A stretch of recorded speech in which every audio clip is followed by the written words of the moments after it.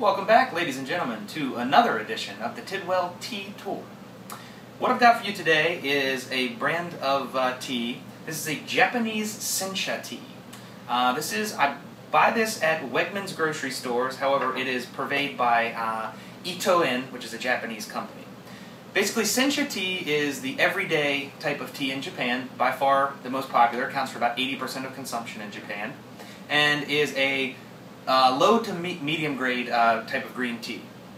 As opposed to Gyokoro, which is a very high-end, which is shade grown, this stuff, Sencha tea, is grown completely in the sun. And typically Japanese tea, as opposed to Chinese tea, has a very grassy, herbal taste. And the reason for that is because Chinese teas, at the end of the preparation stage, they are actually pan-fired, and Japanese teas are steamed, so they retain more of the grassy characteristics. This is called the Tomo Sencha. Tomo means friend in Japanese, and as all green teas, is very minimally processed.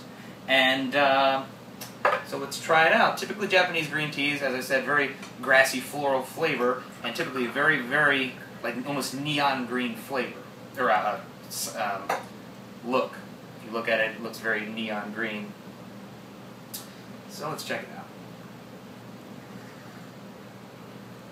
Oh, that's really good. If you like Japanese green tea, that is a really nice, great everyday, very grassy, light but a lot of floral grassy stuff going on.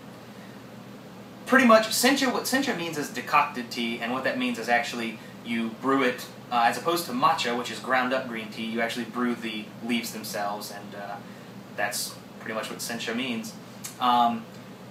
Green tea is known as the most healthy of teas, if you buy into that sort of thing, and has very high levels of EG, CG, which are known to combat, known to have anti-carcinogen properties, so they're known to combat cancer to some extent.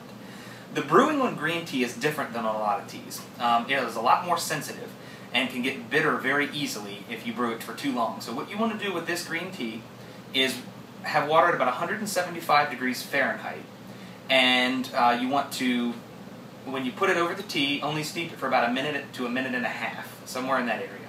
The lower the temperature of the water, the longer you can steep it. So if you only want to pour the water in at about 145 degrees Fahrenheit, you could steep for like 3 minutes without it getting too bitter.